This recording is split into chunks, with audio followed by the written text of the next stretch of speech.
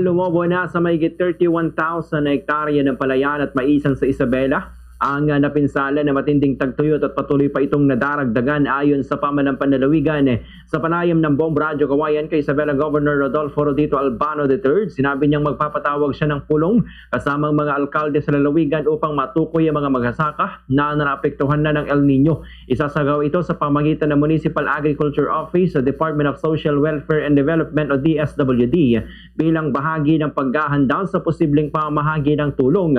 Ayon pa sa gobernador, magsasagawa rin ng inspeksyon at verification upang matukoy ang lawak ng pinsala sa pananim ng bawat magsasaka at malaman kung sino-sino ang kwalipikadong makatanggap ng ayuda.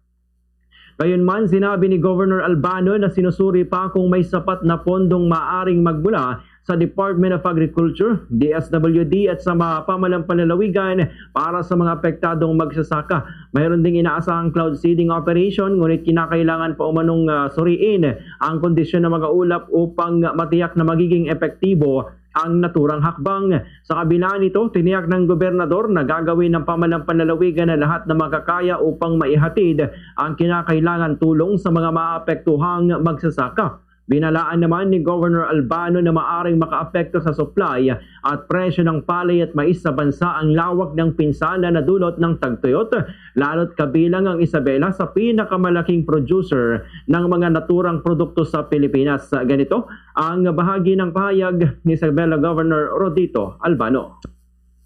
Ating mga Municipal Agriculture Officers at mga DSWD para matignan kung talagang tinamaan sila o hindi.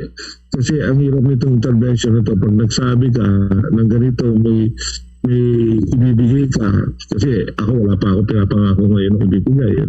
Ina-assess ko pa kung may pera yung DA o may pera yung DSWD o may pera yung probinsya para makita natin, kasi ito ang pinakapangit na ugali ng ating mga kababayan minsan na nagsasamantala. Baski na hindi sila natamaan ng El Nino, sasabihin nila tinamaan kami, hindi kami napigyan.